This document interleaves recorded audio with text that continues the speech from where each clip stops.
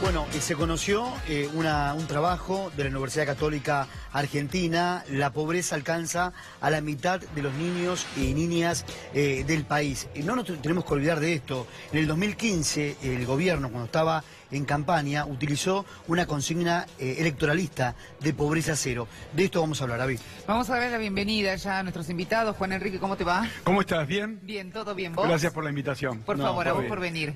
También a Isaac Rudnick. Hola, Isaac, ¿todo bien? Hola, ¿cómo les va? Bien. Y Claudio Lozano, gracias. ¿Qué tal? ¿Cómo están? Bueno, verdaderamente preocupa, y preocupa porque, sobre todo, cuando Argentina vive este tipo de crisis, como siempre, los que más sufren son los que menos tienen. Es el sector más golpeado, es el sector que no puede consumir alimentos, son los chicos que no pueden consumir los alimentos para nutrirse como corresponde.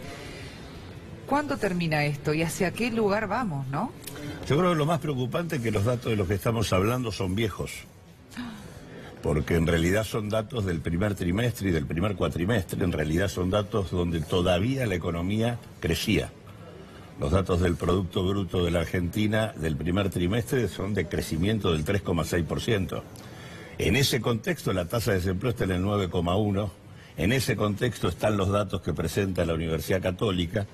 Y lo que tenemos adelante es un escenario de un acuerdo en el marco de la Carta de Intención con el Fondo, donde en realidad lo que vamos, mejor dicho, lo que ya está ocurriendo es que la economía se coloca en una situación de recesión, es decir, de caída de la actividad económica, con lo cual el deterioro en el nivel de ingreso y el aumento de los problemas de empleo lo que hace es profundizar el problema que estamos registrando a comienzos de año. Así que lo más grave de todo es que lo preocupante de las cifras que siguen involucrando un tercio de la población en situación de pobreza, la mitad de los pibes en situación de pobreza, es que esto es antes de la recesión que desata la corrida de abril y mayo y el acuerdo con el fondo. Ahora, Isaac, la redistribución de la riqueza es una condición necesaria para el desarrollo de un país, va a coincidir conmigo, pero el gobierno desde que llegó ensancha la brecha entre los más ricos y los más pobres.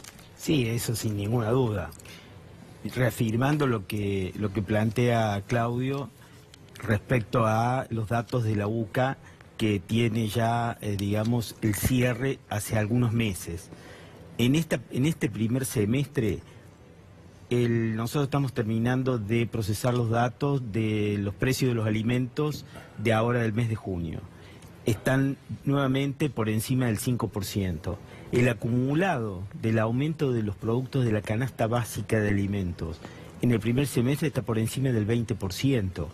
Y hay que tener en cuenta que el único incremento que tuvo, por ejemplo, la asignación universal por hijo y la jubilación mínima fue en marzo del 5,70%.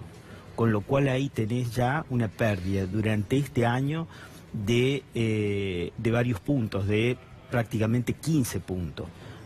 Con lo cual esa situación de hambre que describe el último informe de la UCA en niños y adolescentes que llega al 48%, ellos mismos advierten que seguramente en el siguiente informe de este primer semestre esos datos se van a incrementar y esto es lo que está sucediendo. Mientras tanto, reafirmando también lo que vos planteas o lo que vos preguntas del aumento de la brecha, no es que toda la población de este país se ha empobrecido en este periodo, porque estamos observando de que hay una pequeña minoría que puede invertir en el sector financiero y ganar tasas del 47%. Con lo cual, obviamente, esto que vos planteabas, la pregunta que vos planteabas, se contesta sola.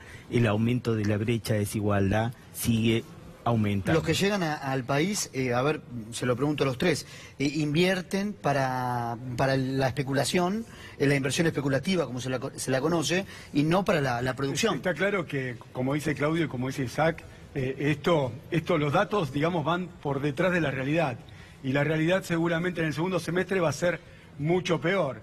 Desde el que comenzó este gobierno se eligió entre Estado y mercado. Cuando vos elegís el mercado y liberás ciertas cuestiones en la economía, los más fuertes se apoderan de los recursos de los más débiles. Y eso claramente no se está revirtiendo y eso va a empeorar. Por eso claramente el presidente fue muy claro. El presidente dijo, yo le corto el césped y ustedes juegan. Bueno, ahí liberó el sistema financiero, liberó los precios. Y claro, los más fuertes de la economía, los que hacen la tasa del 47% con las LEVAX, no les importa si los chicos no comen. Son egoístas. Ahí se ve lo más profundo del egoísmo del capitalismo. Y el Estado se está retirando y claramente esto sigue igual. Por eso, como dice Isaac y como dice Claudio, esto recién empieza y los datos están por detrás de la pero realidad. las inversiones productivas no llegan, solamente llegan las especulativas, a eso iba. No, pero Sí, es que bueno, incluso, claramente con una tasa del 47%, si vos tenés, claro. no vamos a poner una panadería, no le vamos a ganar el 47% al kilo de pan. No hay nada que sea más rentable que la tasa de interés.